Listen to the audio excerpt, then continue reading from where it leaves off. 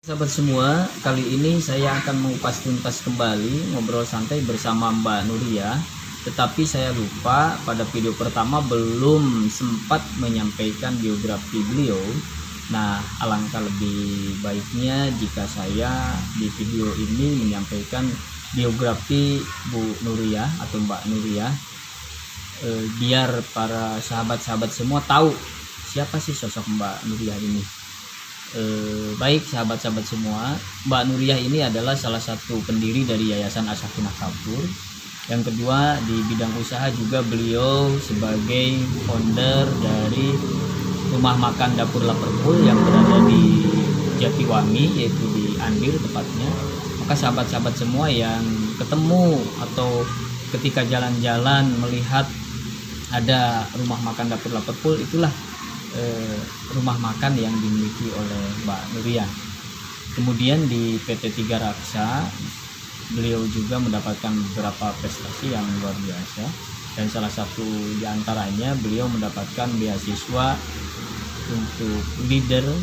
Kemudian juga beliau bisa trip ke Turki.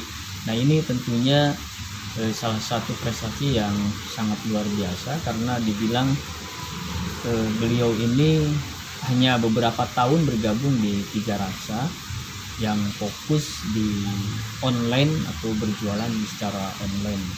Kemudian selain itu juga beliau mendapatkan penghargaan sebagai orang yang loyal dan konsisten mendapatkan qualified, sehingga beliau mendapatkan penghargaan dari PT Tiga Raksa.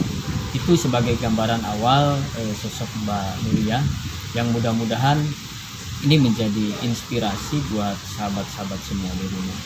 Oke, untuk selanjutnya kita akan berbincang kembali bersama Mbak Nuria sambil nyantai-nyantai. Selamat menyimak. Bismillahirrahmanirrahim. Assalamualaikum warahmatullahi wabarakatuh. Selamat pagi sahabat semua. Saya sedang berada di lokasi salah satu rumah makan, dan kita akan coba mengobrol santai bersama Mbak Nuria yang kemarin sempat tertunda dan bersambung, tapi coba kali ini kita menyambung ya Mbak Nuri. Selamat pagi Mbak Nuri. Pagi. Alhamdulillah, gimana kabarnya?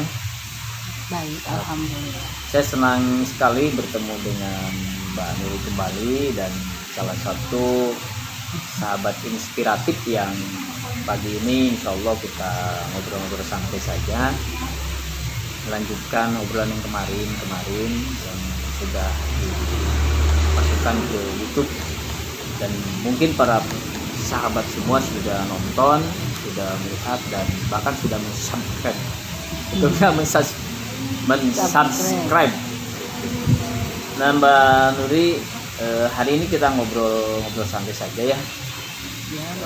Kemarin kita lanjutkan mengenai obrolan kita di seputar bisnis online yang ada.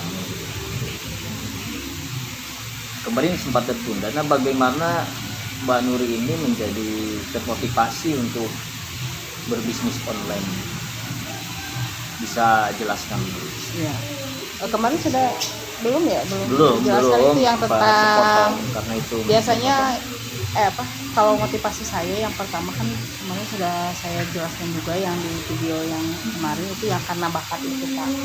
Itu karena saya bakatin itu butuh gitu ya. Karena saya butuh biaya yang besar untuk bisa menyekolahkan anak saya ke tempat yang terbaik. Rencana ingin anak saya kuliah di luar negeri gitu Pak. Itu kan butuh biaya yang banyak ya.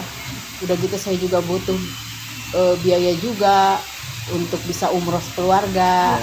Itu kan butuh biaya juga. Terus untuk menopang juga yayasan juga biar hidup gitu. Karena kita kan namanya yayasan sosial gitu kan, pasti kita harus punya usaha di dalamnya, karena kita udah nggak mau lagi untuk mengandalkan pemerintah untuk memberi bantuan, dan juga kita juga tidak mungkin memungut terlalu banyak kepada para orang tua, apalagi kalau yang yatim kan kita digratiskan gitu. Itu seperti itu Pak. Berarti salah satu motivasinya adalah untuk membantu juga mengikuti yayasan ya. Nah, sekarang tentu ada hal lain di balik bisnis online ini, seperti ada tentunya tantangan atau Iya. hambatan. Mungkin bisa diceritakan Ya. tantangan-tantangan hambatan dalam berbisnis online yang Ibu atau Mbak Nuri ini rasakan selama ini. Jadi sebenarnya kan di bisnis online itu kan saya sudah ditawari sebelum ke Tiga Rasa ini, saya sudah pernah ditawari berbagai bisnis gitu ya, tapi semuanya nggak ada yang membuat saya tertarik ya, karena kan saya juga sebenarnya setiap hari juga bekerja gitu, hari saya bekerja juga ya, punya kesibukan lah. Tapi pas ketika saya ditawari untuk ikutan bisnis yang ini, kan awalnya saya kan membeli dulu produknya ya, ternyata produknya bagus dan alhamdulillah anak-anak saya juga suka. Udah gitu sangat bermanfaat ya, karena di situ kan anak-anak belajar tentang mengaji, tentang hafalan, doa-doa, udah gitu nyanyiannya juga Islami, tentang doa-doa dinyanyikan dan lain sebagainya, cerita-cerita Nabi banyak sekali ya. Dulu saya pembelian itu boneka dulu. Nah di situ saya berpikirnya, kalau saya ikut menjual berarti saya juga ikut berdakwah. Di samping saya nanti dapat pemasukan gitu ya, dapat keuntungan gitu, tapi ada keuntungan yang lain yang membuat saya yakin saya ingin bergerak di bisnis ini. Jadi dunia dapat, akhirat dapat. Ya itu yang membuat saya mau. Ketika ada orang lain dulu yang mengajak saya berjualan juga gitu, berbisnis, saya kurang serem. Kenapa?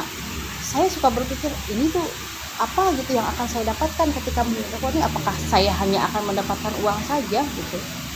Nah itu jadi saya kurang merasa tertarik karena cuma ada satu plus gitu, dan di bisnis ini saya merasanya punya 2 plus yang membuat saya yakin saya harus bisa terjun di bisnis ini dan memberikan banyak manfaat kepada banyak orang, membantu banyak orang juga, dan juga penghasilan banyak orang untuk membantu keluarga juga. Berarti itu menjadi motivasi tersendiri bagaimana Ini kenapa? Mbak Nuri ini bisa melakukan bisnis online itu, ternyata melihat ada 2 plusnya. Pertama adalah untuk finansial, artinya mendapat keuntungan, tetapi di situ ada juga ladang dakwah buat Mbak Nuri sendiri, karena disampaikan ada beberapa hal yang positif untuk masyarakat. Nah kemudian selama ini ada tantangan nggak, hambatan gitu yang Mbak Nuri rasakan ketika awal-awal terjun di bisnis online yang dijalankan hari ini? Banyak ya, pasti. Kalau apalagi orang yang awal bisnis gitu, saya kan memang nggak pernah bisnis yang lain selain yang ini. Sebelumnya belum pernah gitu, belum pernah berbisnis, apalagi bisnis pastinya bisnis online. Kalau jualan pulsa yang gitu emang pernah gitu, jualan pulsa, jualan es ya, itu udah pernah. Cuma kalau yang masalah bisnis seperti ini saya baru, dan di sana tantangannya ya lumayan berat sekali di tahun-tahun awal ya Pak. Di tahun-tahun awal itu sangat lumayan juga, karena kan memang ilmu juga nol gitu, udah gitu nggak modal juga ya pasti gitu, nggak ada ya, seperti itu Pak. Nah ada nggak Mbak Nuri yang sekiranya belajar tentang bisnis online ini, kiat-kiatnya itu ada nggak yang dijadikan referensi gitu? Iya, kiat-kiat buat teman-teman yang ingin bisnis online ya. Yang pertama itu yang harus kita, modal kita, yaitu mindset kita dirubah. Jadi yang biasanya kita mindset cuma jualan aja, kita mindsetnya ganti bisnis ya. Jadi beda antara mindset jualan dengan bisnis. Kalau jualan itu kita jual terus dapat untung, kalau bisnis itu kita menebar manfaat. Jadi seperti saya waktu awal-awalnya cuma jualan aja, jualan smart HP dapat untung udah. Kalau sekarang saya ngajak-ngajak orang-orang untuk ikut berjualan juga, jadi kita berbagi keuntungan gitu. Makanya sekarang kan setiap bulan itu bisa sampai ratusan unit gitu ya yang saya jual itu. dari itu karena kita jualannya itu bareng-bareng gitu. Terus mindsetnya itu bagaimana caranya kita menciptakan mindset dalam diri kita, yaitu yang pertama apa yang kita lihat setiap harinya. Jadi kalau kita lihat-lihat setiap hari di tontonan itu yang kita lihat itu cuma sinetron, gosip dan sebagainya, itu akan membuat kita mindset kita seperti itu gitu. Yang apa yang kita lihat, apa yang kita dengar juga gitu. Itu juga jadi kita yang dengar-dengar itu lagu-lagunya lagu-lagu yang kira-kira membuat kita semangat, apa yang kita lihat, apa yang kita dengar, apa yang kita ikuti. Terus kita juga perlu mempunyai idola juga, tapi idolanya idola entrepreneur gitu ya, seorang tokoh idola yang memang juga berhasil di dalam bisnis itu. Bacaan-bacaan juga kita rubah yang kita baca. Jadi cara biar mindset kita bisa berkembang, bisa berubah menjadi membuat diri kita berhasil itu apa yang kita lihat, apa yang kita dengar, apa yang kita idolakan, apa yang kita bayangkan, semuanya ya keberhasilan. Jadi insya Allah bisa membawa kita berhasil. Yang selanjutnya juga tekun, lakukan setiap hari, kalau bisa setiap jam. Jadi kita ngiklan kasih tahu ke orang nih, saya jualan tiap hari. Kadang kalau kita saya biasanya sehari itu bisa 5 kali, tiap hari, tiap jam, sehari 5 kali kita ngiklan, kita kasih tahu nih aktivitas kita kepada orang-orang itu sebagai personal branding ya, kalau tahu aktivitas kita. Terus selanjutnya itu tekun, mindset, terus sabar. Banyak orang yang nggak punya sabar itu. Tekun, sabar itu susah banget cari orang yang seperti itu. Saya alhamdulillah punya banyak reseller dan menemukan orang yang tekun dan sabar itu yang susah, Pak.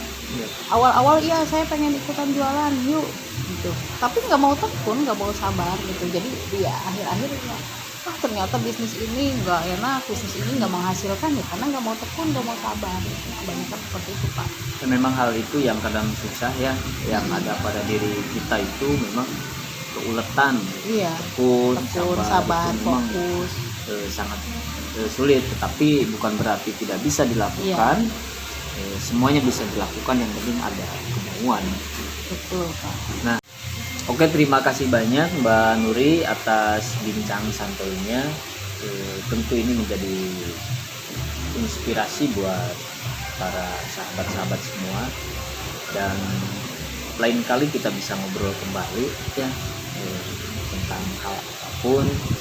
Yang saya yakin dalam sosok Mbak Nuri ini masih ada hal-hal yang sangat bisa digali gitu, dengan potensi dan kegiatan-kegiatan Mbak Nuri ini sebagai memiliki yayasan kan, bisnis online, juga punya rumah makan sendiri ya.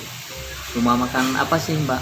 Dapur Laperpool. Oh, Dapur Laperpool yang ada di Andir, di Andir Jatiwangi ya. Itu Dapur Laperpool itu alhamdulillah ya, meskipun kita tempatnya masih kecil, belum sederhana, tapi Dapur Laperpool itu sudah banyak pelanggannya, Pak. Alhamdulillah ya.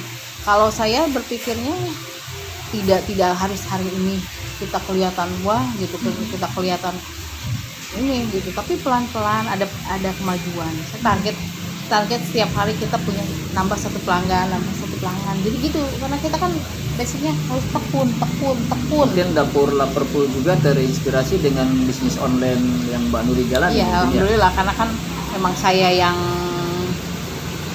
sebagai ininya, foundernya gitu ya. Kalau owner itu Allah, Pak. Yang punya itu Allah. Kalau saya itu sebagai menjalankan aja gitu. Jadi saya sebagai foundernya Dapur Laperpool itu, ya itulah, itu juga otak saya.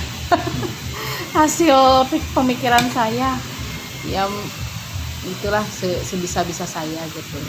Cuma memang kadang saya juga belum banyak bisa membagi waktu itu. Insya Allah pengennya sih bisa fokus. Jadi memang lagi banyak cari-cari orang admin yang bisa saya delegasikan kerjaan saya tuh kesini separuh gitu, biar sayanya juga bisa fokus ke sini ke sana kemari, semuanya bisa maju. Kalau saya berharapnya dapur Liverpool itu kan untuk perjalanan saya ke depan panjang gitu.